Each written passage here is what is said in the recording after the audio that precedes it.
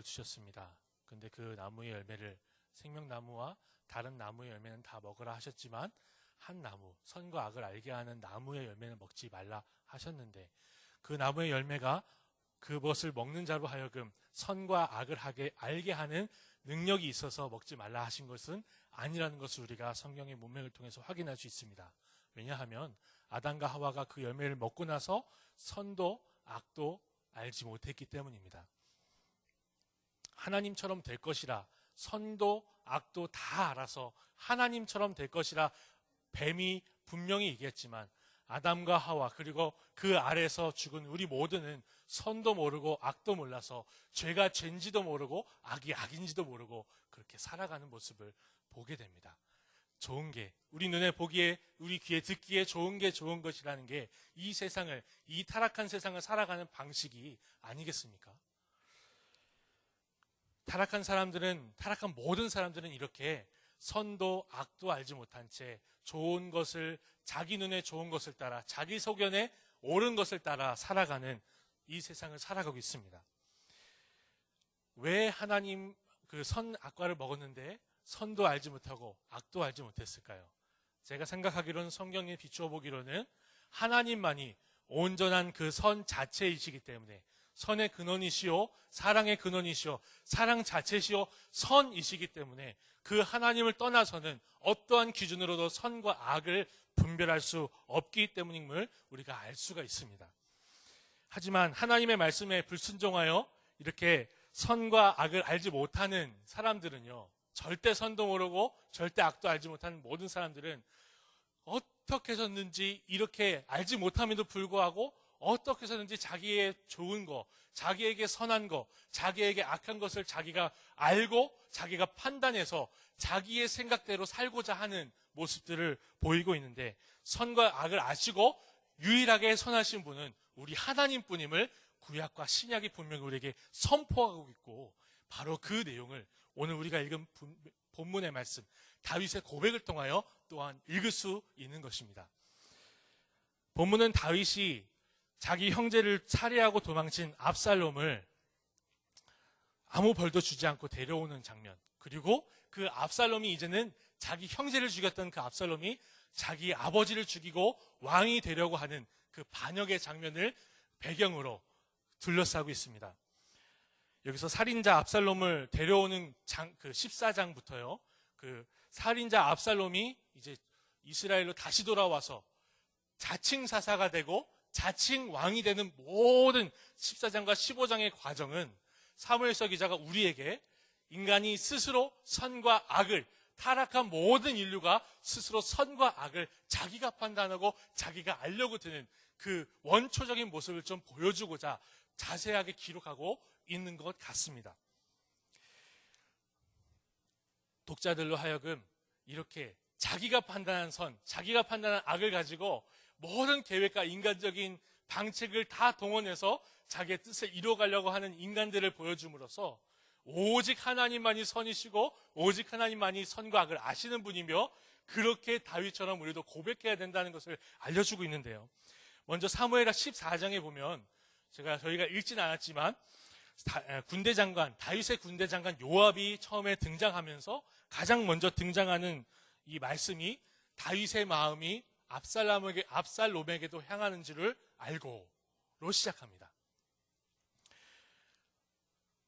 다윗의 군대 장관 요압은 다윗이 자기 아들 압살롬, 살인자이지만 자기 아들 압살롬을 데리고 오고자 하는 그 마음을 읽어냅니다. 얼마나 똑똑하고 지혜로운 장군이 아닙니까? 충성스럽고요. 네. 우리가 AI 스피커, 요즘 인공지능을 얘기하지만 이 정도로 읽어내면 얼마나 편하겠습니까? 내 마음을 다 알아서 이렇게까지 배려하고 이렇게까지 내 마음대로 해준다면 얼마나 충성스러운 부하입니까? 그런데 문제가 있습니다. 다윗이 압살롬을 데리고 오려고 한다면 압살롬은 이스라엘의 국경에 들어오는 순간 하나님의 율법에 의해 처형당해야 됩니다. 사형돼야 됩니다. 왜냐하면 이스라엘 백성, 이스라엘 나라, 하나님의 나라가 이 하나님의 율법으로 통치되고 하나님의 세우신 그 왕도 율법 위에 서지 못하고 율법에 따라 다스려지는 나라가 다시 말해볼까요? 하나님이 진정한 왕이 되시는 나라가 이스라엘이기 때문에 그래요. 그러니까 하나님이 율법대로 주신 그 율법대로 한다면 압살롬은 국경에 들어오는 순간 잡혀서 처형당해야 됩니다. 하나님의 형상을 죽인 압살롬이 당해야 되는 당연한 벌은요, 징계는요, 사형입니다. 그러니까 다윗이 그 마음이 압살롬을 향해 있어도 데려올 수 있겠습니까? 못 데리고 오는 겁니다. 죽일 수밖에 없는 상황인데요. 여러분, 바로 이러한 하나님의 율법 때문에 압살롬을 데리고 오지 못하는 다윗의 걸림돌을 제거하기 위해서 드고아에서 지혜롭다고 소문난 여인을 데리고 옵니다. 그리고 그 여인의 입에 자기 말을 넣어줍니다. 마치 연극을 하듯이 요압의 각본에 따라 이 여인이 움직여지는데 결국에는 다윗이 요압의 계산대로, 요압의 뜻대로 움직여 나가지요. 근데 이 여인은요, 마치 앞서 제가 말씀드렸던 선과 악을 알게 하는 나무를 먹게 한 그 뱀과 같은 멘트를 마구 날립니다. 저희가 한번 확인해 볼까요? 사무엘하 14장 14절 함께 열어서 확인할 수 있으면 좋겠습니다. 사무엘하 14장 14절입니다. 같이 읽겠습니다. 우리는 필경 죽으리니 땅에 쏟아진 물을 다시 담지 못할 아시오나 하나님은 생명을 빼앗지 아니하시고 방책을 베푸사 내쫓긴 자가 하나님께 버린 자가 되지 아니하게 하시나이다. 이 여인 그리고 요압의 말은 먼저 제가 말씀드렸던 살인하지 말라, 살인한 자는 반드시 죽으리라 하신 그 말씀에 선명한 기준을 허물기 시작합니다. 사실 압살롬이 어쩔 수 없어서 자기 형 암논을 죽였다면 그는 이방 땅인 그술로 도망갈 것이 아니라 하나님이 지정하여 제사장이 있는 도피성으로 갔어야 됩니다. 그런데 사무엘서 기자는 분명하게 이 압살롬이 의도를 가지고 자기 형 암논, 자기의 어머니가 같은 여동생을 겁간한 그 암논을 의도를 가지고 계획을 짜서 자기 종들을 통하여 죽게 했다. 도피성으로 갈 수가 없는 상황이었고 반드시 죽으리라 하신 그 말씀대로 죽여야 하는 그런 살인자다라는 것을 정황을 다 보여줬거든요. 그런데 이 여인이 뭐라고 하고 있습니까? 어차피 우린 다 죽어요. 다 죽어요. 물을 쏟아서 주워 담을 수 없듯이 이미 죽은 거 어떡하겠습니까? 굉장히 지혜로워 보이죠. 우리나라 속담에도 말은 주워 담을 수 없다 이런 말이 있잖아요. 이미 어떻게 엎질러진 물을 주워 담을 수 없는데 다윗이요, 그 하나님의 말씀, 그 하나님이 굳이 살인한 자를 죽이라고 하신 그 하나님이 생명을 사랑하시지 않습니까? 라는 식으로 말해서 하나님이 분명히 먹지 말라 하신 것을 만지지도 말고 보지도 말라고 하셨더냐?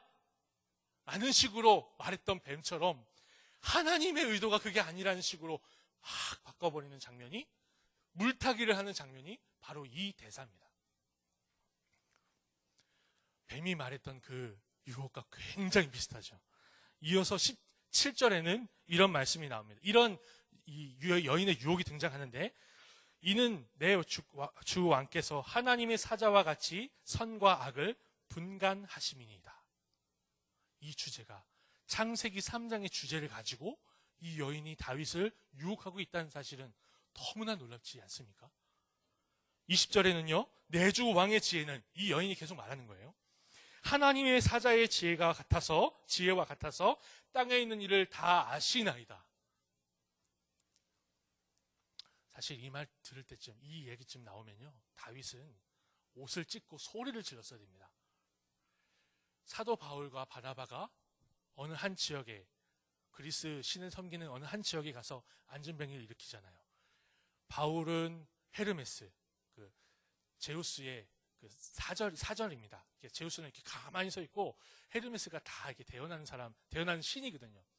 헤르메스고, 바나바는 가만히 있으니까 제우스라 했을 때 바나바와 바울이 뭐 했습니까? 옷을 찢고 소리 지르며 외쳤습니다. 하나님은 유일하신 한 분 하나님이시다. 여태까지는 너희가 그러는 거 가만 두셨는지 몰라도 이제는 우리를 통하여 그 하나님이 선포됐으니 너희 그러면 안 된다 라고 옷을 찢으면서 외쳤던 사실이 있습니다. 다윗도 그랬어야 했습니다. 이때 다윗은 그러지 않습니다. 선과 악을 당신이 아십니다. 당신은 모든 것을 아십니다. 차마 여호와처럼 아십니다 못하니까 여호와의 사자처럼 아십니다 라고 이 연이 얘기하니까 판단을 해버립니다. 선과 악을 알고 자기가 스스로 선과 악을 판단합니다. 하나님의 사자도 사실은요, 하나님처럼 선과 악을 알지 못합니다. 모든 것을 안다고요? 하나님의 천사도 다니엘에게 왔을 때 다니엘이 앞으로 될 일을 물어보잖아요. 모른다고 합니다. 하나님이 하실 일을 모른다라고 분명하게 천사도 고백했는데 이 여인은 사자와 같이 모든 것을 아시나이다. 숨길 것이 없습니다. 왕의 말은 좌로나 우로나 치우칠 수 없습니다. 혀에 기름을 발라가며 이렇게 다윗을 현혹하고 유혹하여서 결국에는 다윗의 입에서 이 얘기가 나옵니다. 가서 청년 압살롬을 데려오라.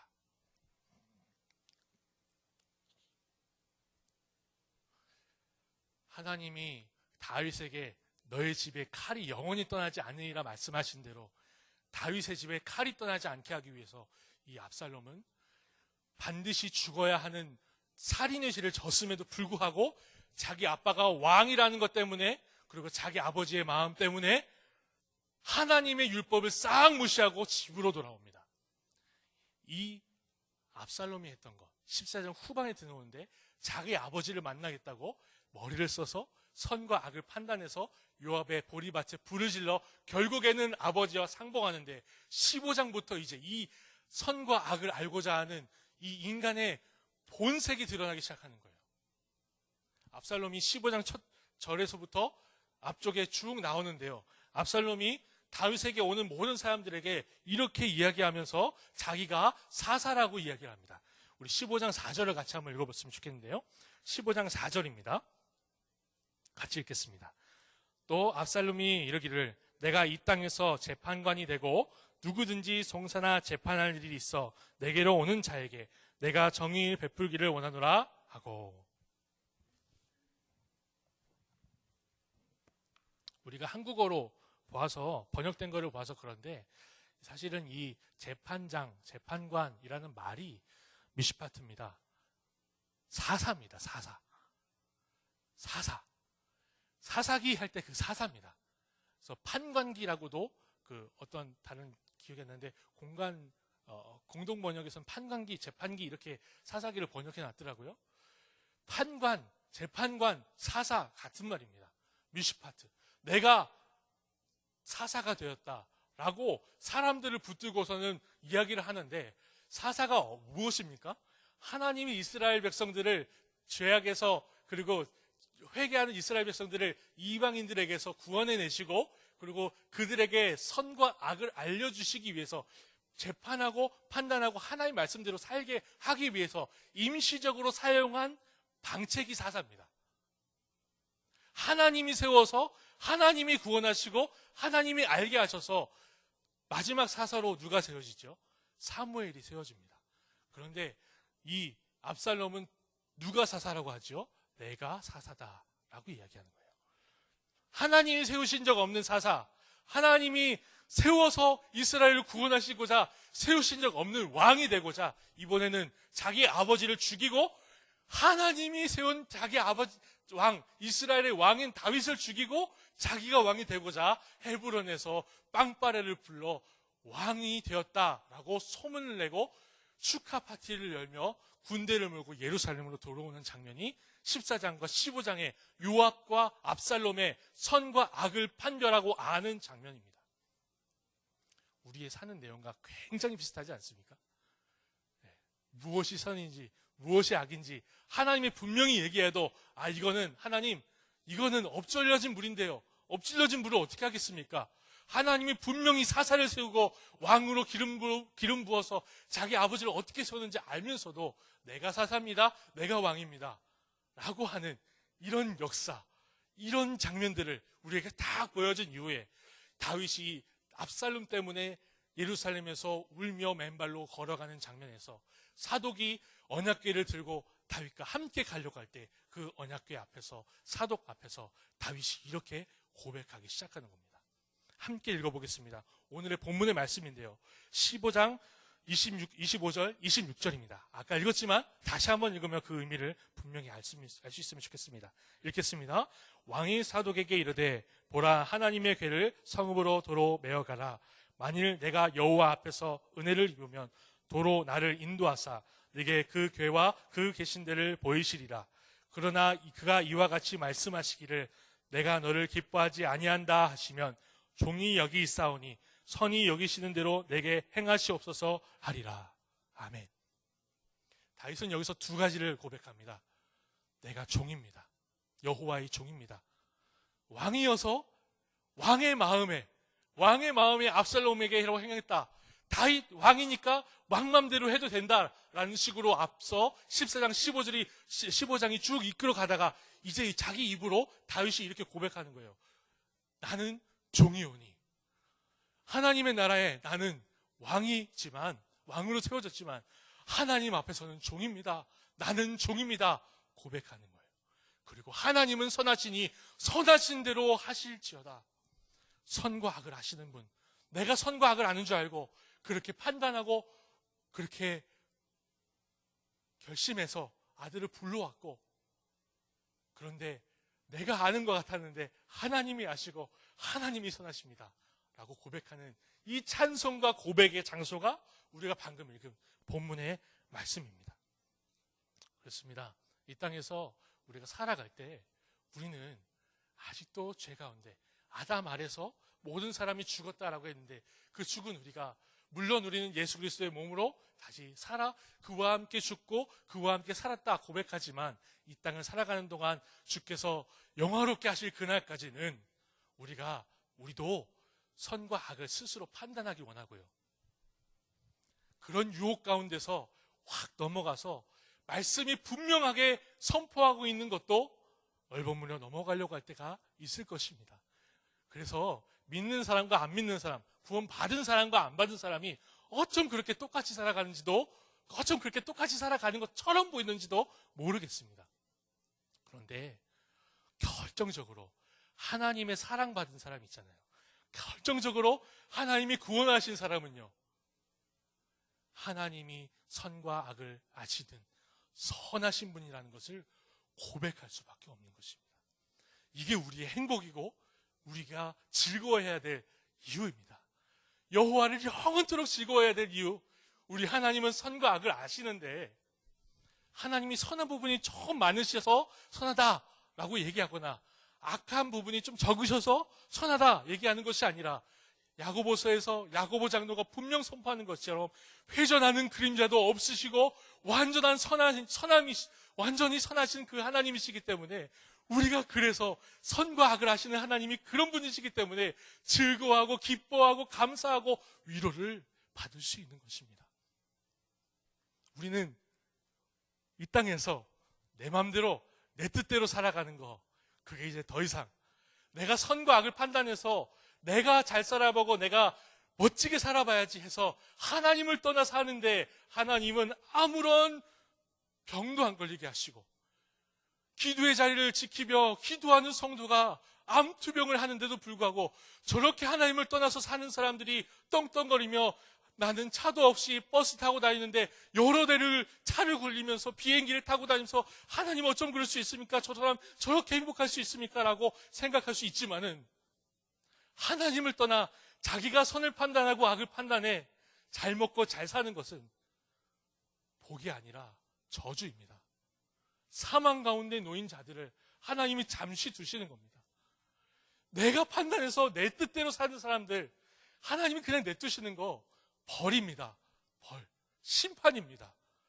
하나님이 우리를 만지십니까? 우리 인생에 들어오셔서 우리를 주무르고 계시고 간섭하시고 섭리하실 그때에 내가 하나님을 선하시다 고백할 수 있는 그때가 우리에게 가장 행복한 시간이고 가장 즐거운 시간입니다. 세상이 줄 수 없는 평안, 세상이 줄 수 없는 기쁨이 바로 그런 것인 줄 믿습니다. 우리가 이 말씀을 묵상하면서 사실 제가 요즘 우리가 사는 인생이 다 내 맘대로 내 뜻대로 내가 판단한 선과 악으로 살아가는 이 세상인데, 이 말씀을 드리면서 이 부분을 좀 다루지 않으면 안 되겠다 생각한 게 있습니다. 왜냐하면 TV에서 공중파에서 종편이긴 하지만요, 이미 다 드러나서 모든 성도님들이 알고 있고 저래도 되나? 라는 그런 문제이기 때문에 제가 말씀드리지 않을 수 없어서 한번 꺼내보는데요. 명성교회 얘기입니다. 김삼환 목사님이 올 10월에 자기 아들 김하나 목사님에게 세습했습니다. 이게 JTBC에 여러 차례 나왔습니다. 기독교 윤리 실천연대 목사님이 나와서 여러 차례 뉴스룸에서 면담도 했고요. 인터뷰도 했고요. 기독교계에서 많은 일들이 있지만 이 문제는 좀 크게 되고 있는 게 통합 측에서 법이 있었거든요. 세습 반대 금지법. 이 법을 무시하고 노회의 권고를 무시한 채 이거를 통과시켰습니다.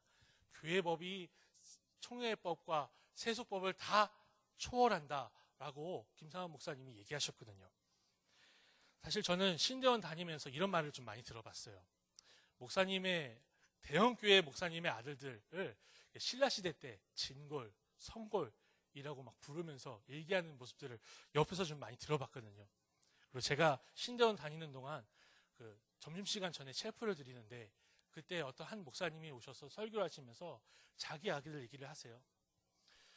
이놈이 놀더니 신학을 한다길래, 총신대학교 들어갔길래, 대학원 들어갔길래 내가 차도 사주고 비싼 컴퓨터도 사주었노라. 아들 뒷바라지 하기가 너무 어렵다라고 얘기를 하시는 거예요. 나중에 알고 보니까 저희 반 전도사님이시더라고요. 너무 깜짝 놀랐습니다. 그러면서 좀 부럽기도 하더라고요, 한편으로는. 근데 제가 이게 대형교회 목사님이 자기 아들한테 불려주고 이렇게 하는 게 부럽고 배가 막 아파서 이 말씀을 드리는 게 아닙니다. 제가 보기에 한국에 있는 몇몇 교회 목사님들 혹은 교회 지도자들이 이렇게 교회 머리 대신 예수 그리스도를 옆으로 치워놓고 교회의 건물과 헌금 그리고 성도님들을 자기 거, 내 거 사유화시키는 거 옳지 않습니다. 하나님이 이렇게 교회를 어렵게 하고 눈물 뿌리게 할 때 그냥 냅두시는 거 좀 아프게 좀 하시지, 좀 깨닫게 하시지 하지 않고 이렇게 냅두시는 거, 그거 하나님의 복이나 목회자가 누려도 되는 특권, 목회자의 자유 아닙니다. 하나님이 그냥 냅두시는 겁니다. 우리 주님은 마지막 날 분명히 계수하실 건데요. 그렇다고 해서 이분들을 욕하고 어렵게 하는, 이렇게 선과 악을 자기가 판단해서 성경을 위해 밟고 교단을 위해 밟아서 모든 일을 하시는 목사님들 때문에 아파만 할 것이 아니라, 우리가 이 기회를 삼아서 교회가 더 머리 대신 예수 그리스도를 조망하고 그리고 비온 뒤에 땅이 더 단단해지듯이 진리의 기둥과 터로서 교회가 좀 유명한 목사님, 설교 잘하는 목사님, TV에 자주 나오는 목사님의 의지에서 그렇게 사는 것이 아니라 각 개인 성도 가정이 하나님의 말씀 앞에 자기가 서서 목사님들이 어떻게 하시든 간에 누가 어떻게 하든 간에 이단이 와서 어떻게 흔들든 간에 굳건하게 더 설 수 있는 기회가 됐으면 좋겠습니다. 그리스도의 몸이기 때문에 남의 일이라고 생각하지 마시고요, 우리 일이라고 생각해야 됩니다. 하나님, 우리 사랑하는 명성교회를 위해서 기도합니다. 하나님, 붙들어 주세요. 저 안에서 치고받고 싸우면서 상처받는 성도님들을, 내 형제들을 주께서 위로해 주세요. 하나님의 나라가 이 땅에 속하지 않았지만 분명히 임할 것이라 말씀하셨사오니 그 소망 바라보며 건질 수 있게 도와주세요. 기도할 수 있으면 좋겠습니다. 우리 한국에 있는 교회에 수많은 목사님들이 넘어졌습니다. 조용희 목사님, 전병훈 목사님, 김삼환 목사님, 또 제가 아는 교회만 해도 세습한 교회가 참 많이 있습니다. 제가 어린 시절에 너무 사랑했던 목사님들이고 너무 사랑했던 선배님들이기 때문에 저는 그분들 때문에 신학하는 것을 그만두고 도망가려고 했었습니다. 그렇게 넘어지는 모습을 보면서요. 근데 나중에 깨닫게 되고 저에게 하나님이 알게 하시고 제가 깨달은 것은 하나님이 그분들이 넘어지는 모습들을 좀 보여주심으로 우리 세대에 그렇게 잘하고 돌아가시면 참 좋겠지만은 넘어지는 모습을 보여지게 하심으로 내가 어떤 대단한 목사님이 어떤 대단한 인간이 이 땅에서 하는 모든 것이 잘 되고 모든 것이 옳다는 것이 아니라 오직 하나님의 말씀만 최종적인 권위라는 것을 하나님 우리에게 알게 해주시는 그 기회다 생각을 하는 거예요. 우리는 이 말씀 앞에서 선과 악을 아시는 하나님이 선하시다는 것을 분명히 고백하고 우리의 심령을 주님께 맡겨드리며 그 하나님의 말씀 앞에서 우리가 선과 악을 혹시라도 판단하고 알고자 했던 모든 시도들을 회개하고 하나님 앞에 무릎 꿇고 눈물 뿌릴 수 있는 이 저녁을 보냈으면 좋겠습니다. 또한 그리스도의 몸된 교회가 몸된 교회로서 어려움을 당하는 교회가 하나님 앞에서 하나님께만 그 선과 악을 판단하는 권한을 맡겨드리고 최종 권위는 하나님의 말씀이고 하나님이 회복하실 그날을 간절히 기다릴 수 있는 교회로 우뚝 설 수 있도록 함께 기도하며 나아갔으면 좋겠습니다. 함께 기도하겠습니다. 우리 함께 기도할 때 우리 사무엘서의 말씀 다윗의 고백을 기억하면서 회개하며 감사하며 주 앞에 나아가도록 하겠습니다.